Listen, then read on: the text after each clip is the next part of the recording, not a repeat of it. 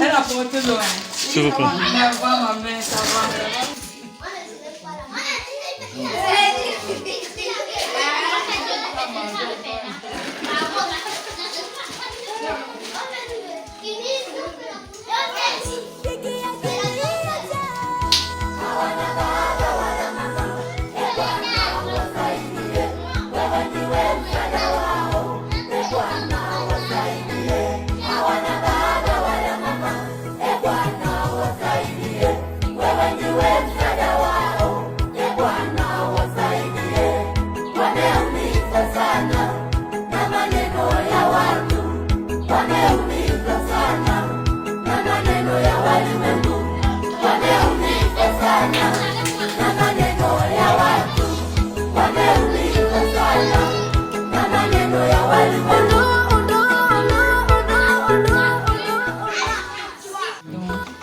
Là, on a fait les canards.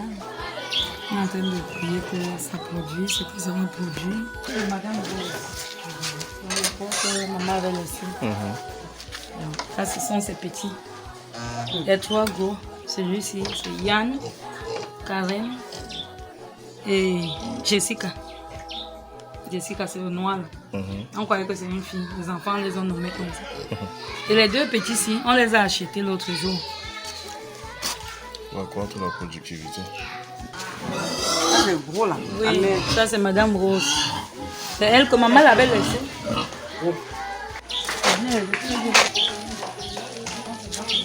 Ça c'est... Ah, ici, on est en train de faire... Mon frère il est en train de faire les poissons. La pisciculture, l'élevage des poissons. Faire les poissons, c'est vrai qu'on n'a pas encore vraiment demandé. C'est notre cuisine traditionnelle. Quand on fait tous les repas. Voilà le maître d'ouvrage. Bonjour. L'angaki ne veut pas. C'est le corps manger. Le héros. La nourriture des gens forts. Oui, pour tourner ça, il faut passer un concours. Et la qualité de l'eau que vous avez ici c'est l'eau du forage. D'accord. L'eau du forage. On n'a pas la grâce de Dieu eu un forage il y a quelques années.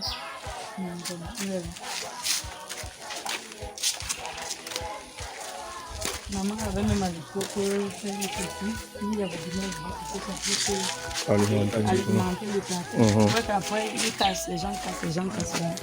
La mauvaise foi des Camerounais. Tout le monde est obligé de monter par là. Là, on a voulu rendre service, ils ont refusé de se rendre service à eux-mêmes. Là, ça coulait, il y a des moments où on ouvre. Puis on a dit que seulement nous ici, on ne peut pas utiliser toute la quantité d'eau qui sort journalièrement. Alors, il faut que l'eau soit renouvelée. Donc, du coup, il faut ouvrir pour que les gens puissent. Donc, c'est ici qu'on avait cuisiné. La sauce. La sauce, c'est là. Et puis, voilà le château. C'est ce château qui alimente l'orphelinat. Et le système d'entretien. Oui, il y a un monsieur de la société, je ne sais plus, j'oublie le nom de la société, qui vient une fois par an pour entretenir, il met les produits dedans, il fait monter de l'eau pendant 1 heure, après il nettoie. Ah d'accord. Donc comme vous voyez, l'orphelinat est jusque là. Ça c'est sa limite. D'autres des garçons. Voilà. Après le décès de maman, comme c'était en planche, on s'est battu, comme je t'ai dit, pour améliorer un peu. Et en fait, voici le site. Ça, c'est un terrain que maman a donné à l'orphelinat. Elle a dit, même nous, les enfants, on n'a pas de droit sur ce terrain. C'est le terrain des orphelins. Elle a fait une donation sur papier. À perpétuité, que les enfants désœuvrés, les enfants démunis puissent en bénéficier. Même nous, ces enfants, tout ce que nous avons à faire, si nous sommes là, c'est d'encadrer ces enfants, c'est de travailler avec le service social pour que, quel que soit l'endroit où ils sont, si on nous demande de l'aide, qu'ils puissent venir ici, il y a de l'espace. Il y a de l'espace pour ça. Notre dortoir de garçon, il est là. Il était en planche au dernier dimanche que vous avez. École Tendre, mais combien d'élèves? Vous avez combien d'élèves en tout dans cette école? En ce moment, une soixantaine. Soixantaine. Dans toutes les classes, ou bien les classes sont reparties de la CIL au Koumouen 2 ou bien? De la CIL au Koumouen 2. Et le fonctionnement de l'école? Le fonctionnement de l'école, puisque nous n'avons pas assez de salles de classe. Donc pour le moment, les enfants sont repartis. Je pense que je parle assez fort, non? Moi, ça va. Les enfants sont repartis. Nous faisons le système de classe jumelée. Oui. Donc c'est 2 niveaux par classe. Par classe, CP, CP, C1, C2. C2 dans une classe, CM1, CM2 dans une autre classe. Puisque pour le moment, avant le décès de maman, nous avons pu faire le bâtiment que vous voyez, le rez-de-chaussée, qu'on va voir tout à l'heure. Et elle a pu laisser 3 classes. Et 3 tout. classes et un bureau. Et par la suite, cette année, nous avons continué avec les poteaux en espérant que Dieu permettra d'avoir un peu plus de moyens pour avoir 3 autres classes et que les enfants puissent être normalement disposés, répartis dans les classes. D'accord, on parle des élèves. Ces élèves sont tous vêtus. Comment est-ce qu'ils ont des tenues de classe? Est-ce qu'ils n'en ont pas? Est-ce qu'il y en a qui en ont et d'autres pas? Jusque-là, il y avait quelques qui avaient encore les tenues des années antérieures. Les autres n'en ont pas. Les autres n'en ont pas. Votre quotidien, comment vous le gérez avec les enfants?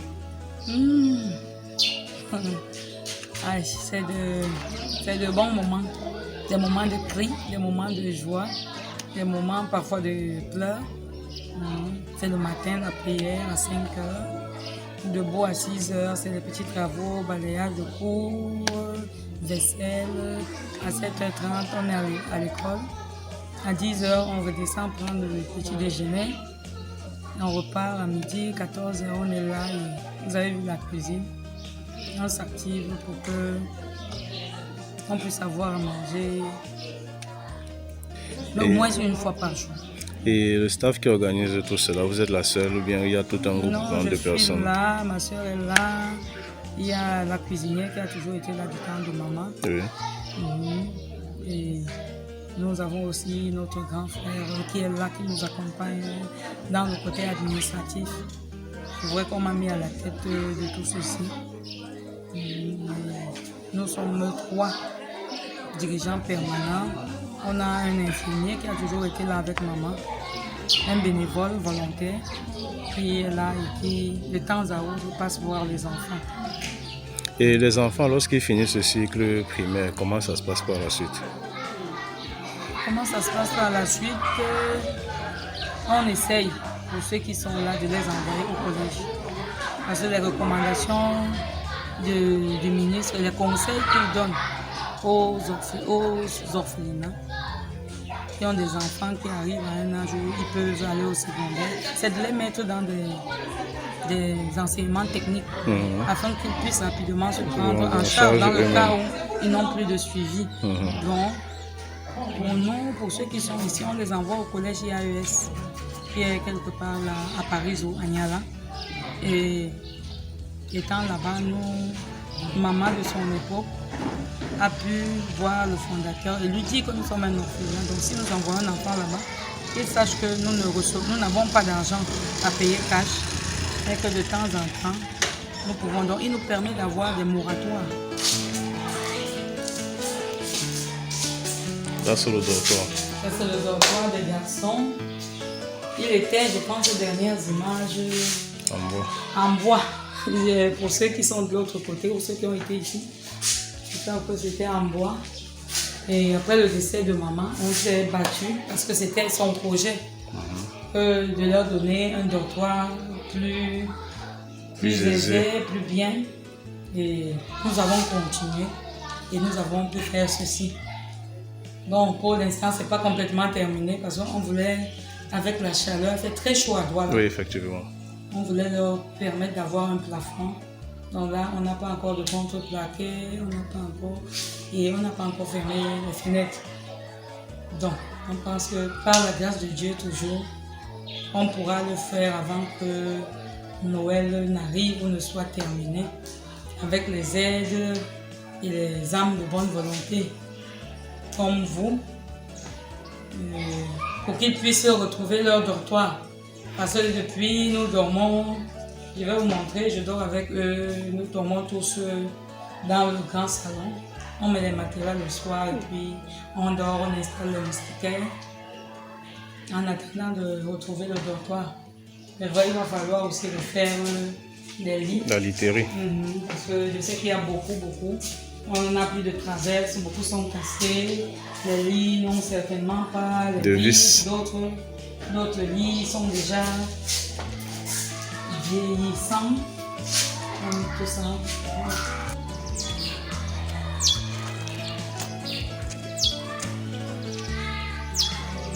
Ce qu'on fait ici, c'est pas la foi. Là maintenant les enfants ils vont aux toilettes en bas. On est en train de voir tout doucement faire les toilettes ici pour venir. Ouais.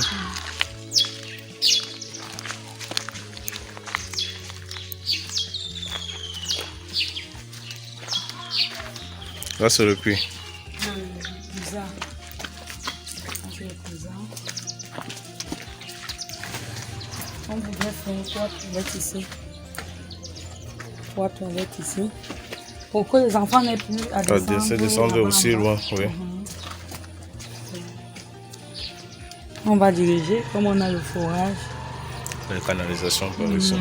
Et tant ici, c'est plus facile pour eux De quitter l'école pour... de descendre là-bas.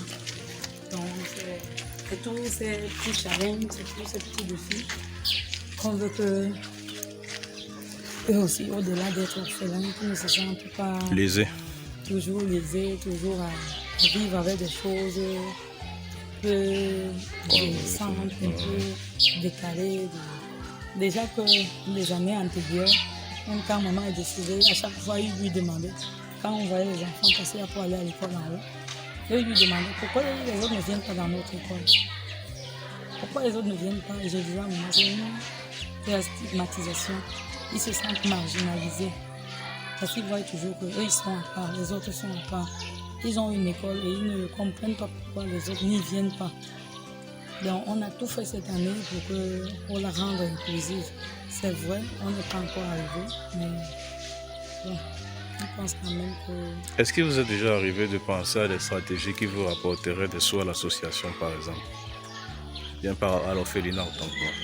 Oui, on y pense. Voilà pourquoi on a continué L'œuvre de l'école. L'œuvre comme l'élevage, Oui. pour ne plus dépendre Totalement. On voudrait bien qu'à un moment, même si on vous appelle que le riz est fini, qu'on puisse se dire ok, on peut vendre un porc là, et ça peut donner un peu d'argent peut-être pour acheter le poisson, peut-être pour même payer un enseignant. Donc, ou bien si vous payez même les enseignants, qu'on ne puisse plus venir vous déranger pour dire il faut la nourriture. Donc, on essaye de créer tout ça. Des activités. Pour avoir un peu d'indépendance. C'est vrai qu'avec le nombre, c'est pas toujours facile, mais on sait quand même que si on essaye, on peut quand même faire notre part. D'accord. On peut faire notre part. Et si par la grâce de Dieu, un jour, c'est pas aujourd'hui, mais si un jour l'école est plus grande, les orphelins pourront être un peu mieux traités parce qu'ils auront plus d'enseignants, un meilleur encadrement. Et ils pourront aussi avoir beaucoup plus d'enseignants de qualité. Parce que ceux qui sont là maintenant, ils sont là, et ce sont des jeunes qui sortent des ignages et tout. Mais on sait qu'on peut aussi avoir des gens expérimentés si on a de meilleures propositions de salaire. Parce que quand ils viennent, on leur dit encore, on leur parle vraiment de bénévolat. Pour le moment, vous sortez de l'école, mais ici on est un orphelinat, c'est encore du bénévolat qu'on vous invite à faire. Faites-le avec bon cœur. Et l'aspect sécuritaire, vous gérez cet aspect sécuritaire comment? Bon, mon frère dont je vous ai parlé, il est là, il fait la surveillance de jour comme de nuit. Jour et nuit, tu sais, il est là. Il fait un peu ça. Est-ce que vous avez déjà rencontré des soucis de ce côté, précisément? Des soucis? Oui, du côté sécurité et même du côté enseignement, depuis l'ouverture de l'école jusqu'à ce jour. La sécurité, non. La sécurité, non. au niveau de l'enseignement, bon, on a eu du mal à trouver les enseignants au vu du salaire que nous on propose. C'est bon. C'est vrai que c'est pas grand chose, donc c'est pas évident de trouver des enseignants, même les nouveaux là, qui acceptent ça.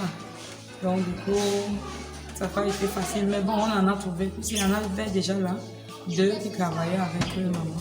Donc les autres, par la grâce de Dieu, on a pu les trouver. Donc pour l'instant, l'école, on essaye de mettre le meilleur de nous-mêmes pour que les résultats soient bons, de telle sorte que, par la grâce de Dieu, qu'on puisse être concurrentiel. Vous puissiez être classé au même niveau que les autres établissements. Parce que pour beaucoup de personnes, c'est que c'est l'école de l'orphelinat. Et comme on sait que l'école de l'orphelinat, c'est le démunier, c'est toujours... Ah, vous voulez relever le défi en fait. C'est un challenge que vous vous lancez. Parce que je sais que maman, en ayant l'idée de construire cette école, et surtout de la mettre en jeu, ce n'était pas pour qu'elle reste la dernière école du coin. Ouais, c'est pour que clair. ses résultats, elle était en plus enseignante. Donc je sais qu'elle avait une idée de perfection, une idée de réussite derrière la tête. Donc nous, on doit seulement essayer de suivre le pas. Le service social, c'est une procédure. Si c'est pour peut-être une adoption, ce n'est pas un autre niveau. Si c'est pour peut-être des congés ou se présenter comme famille d'accueil, peut-être on peut toujours diriger les gens vers le service social et peut-être avoir des demandes qui sont favorables à... Des offres qui sont favorables. Des offres qui sont favorables à ce qui est demandé. D'accord. Voilà. Ça, vous avez grandi. Vous vous souvenez, ils sont venus ici avec une tantine là. Vous avez promis de faire les tenues à l'école. C'est elle qui a envoyé tout ça, et les tenues, et vos cadeaux, les petits biscuits, les yaourts et tout ça. Vous allez voir. En attendant qu'en décembre, quand on revient encore avec les cadeaux de Noël, on va faire la nouvelle ici en décembre. Et mes amis, voilà. Et maintenant, vous allez d'abord nous montrer comment on vous apprend à chanter à l'école. On chante d'abord. Comme ça, on va tous danser. Qu'est-ce qu'on chante à l'école? On n'a chanté pas aujourd'hui. Reculons comme ça. On va d'abord montrer au moment. Montrez-moi d'abord. Qui sait chanter? Voilà.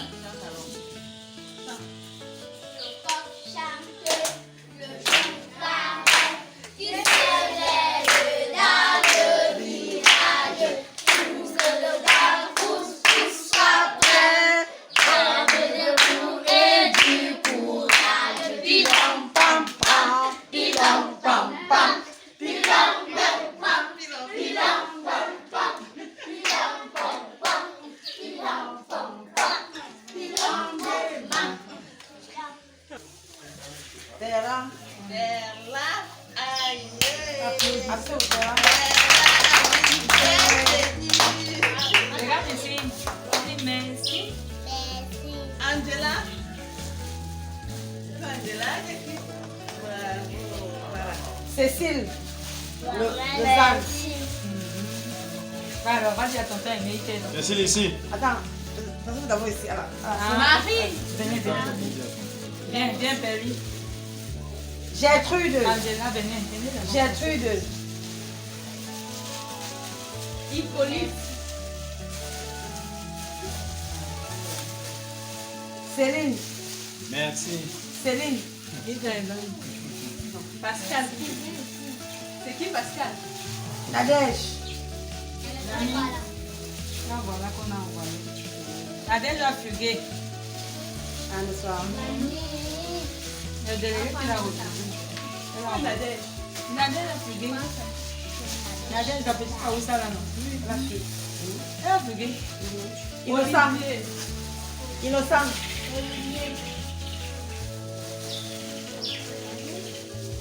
Ceux qui viennent avec les menus, tous sont envoyés.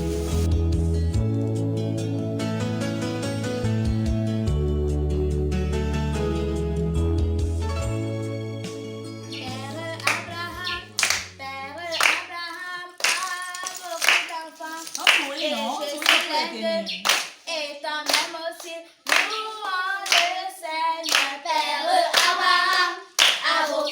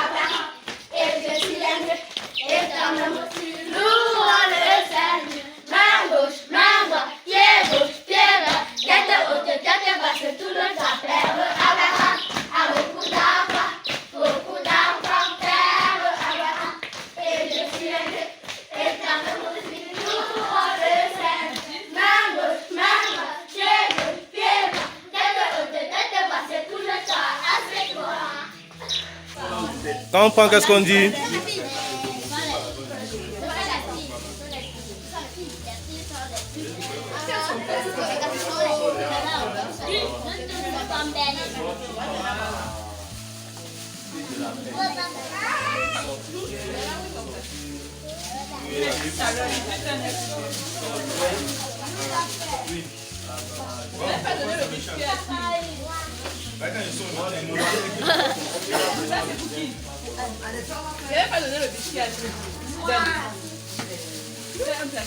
On ne se discute pas, chacun aura. Chacun aura sa part. Doucement, doucement. La personne qui a dit c'est le petit pardon. Lui, je vais donner une idée en tout cas. Tout le monde, vous avez compris. Et tous.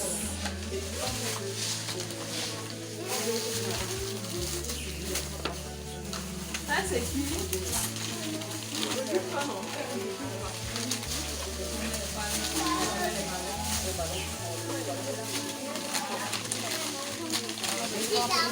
C'est ici, ça.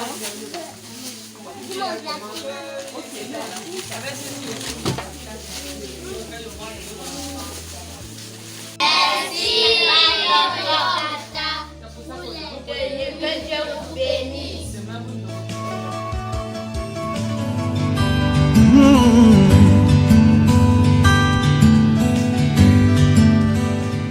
Merci beaucoup. Je suis Madame Nana Hortense. Ici, je réponds au nom de l'association Hand on Heart d'Allemagne qui a vraiment voulu soutenir ses enfants orphelins. Mais ce geste de cœur vraiment nous marque encore très fort aujourd'hui parce que nous retrouvons ici ce jour des enfants qui sont venus après, qu'on a retrouvés dans une maison de trafic d'organes, qui ne reconnaissent pas les parents, qui ne savent même pas où ils viennent et tout ça. Donc nous voyons que ici, quand nous arrivons comme ça, nous avons vu que certains enfants tristes parce qu'ils n'ont pas eu de tenue. Parce qu'ils sont venus après que l'association soit passée pour prendre les mesures. Et normalement, je dis grandement merci à l'association, à la présidente de l'association, qui est Nelly Pao en Allemagne, le porte-parole de Hand on Heart en Allemagne. Donc vraiment, ma soeur, merci beaucoup. Merci parce que grâce à toi, ces enfants retrouvent le sourire aujourd'hui. Et je dis merci déjà pour tous les dons, pour tous les cadeaux qu'ils ont reçus. Et je pense que moi qui représente cette association ici au Cameroun, nous allons tout faire pour que au mois de décembre, avec l'argent qu'on aura ensemble, qu'on pourra revenir ici pour pouvoir faire la fête, l'arbre de Noël des enfants ici. Mais nous vous remercions, les enfants ont été très contents, ils ont même chanté. Nous vous disons merci. Merci à tous les partenaires de l'Allemagne qui savent au moins que ici, ces enfants souffrent, les enfants qui n'ont pas de parents, qui n'ont pas décidé de naître. Ils souffrent, ils n'ont pas à manger, ils n'ont pas à boire, ils n'ont pas de quoi se vêtir. Vraiment, nous disons grandement merci. Bonjour à tous les membres, aux mamans, aux papas de l'association Hand on Heart. Nous sommes contents de vous dire merci, parce que nous n'attendions pas tout ce que nous avons reçu comme cadeau ici au Cameroun. Moi, je suis Vicky, la responsable aujourd'hui de l'orphelinat Kajin. Je sais que beaucoup d'entre vous ont connu maman Maxime, qui est partie l'année dernière, le 21 novembre. Elle va avoir 1 an, et ça va faire 1 an qu'elle est décédée. Mais l'œuvre qu'elle a commencée ne s'est pas arrêtée. Grâce à vous, grâce à mes mamans qui sont là, grâce à vous qui êtes là-bas, qui ne dormez pas depuis son départ, vous avez continué à vous soucier de ces enfants, à les regarder, à regarder ce qu'ils mangent, ce qu'ils boivent, comment ils doivent se vêtir. Donc aujourd'hui, j'ai l'occasion de vous dire grandement merci. Merci pour ces jolies tenues. Vous avez pu voir, les enfants, ils sont très contents.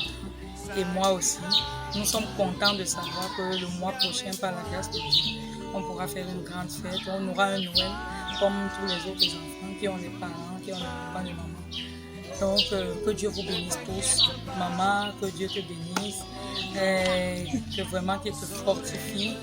Qu'il continue à mettre des âmes de bonne volonté autour de toi. Pour que ce que tu as commencé, que ça continue. tu as vu, nous avons continué à travailler petit à petit. Et on sait qu'avec toute l'aide qui va venir de là-bas, on pourra donner une meilleure école à ces enfants, on pourra terminer ces doctorats que vous avez vus, on pourra faire de grandes choses et que ces enfants seront grands demain et pourront dire que cette grande association a fait quelque chose de grand pour eux. Donc moi je vous dis merci. Je vous bénis vraiment dans le monde. Ne faillis pas, ne t'inquiète pas, oh non, le soleil reviendra.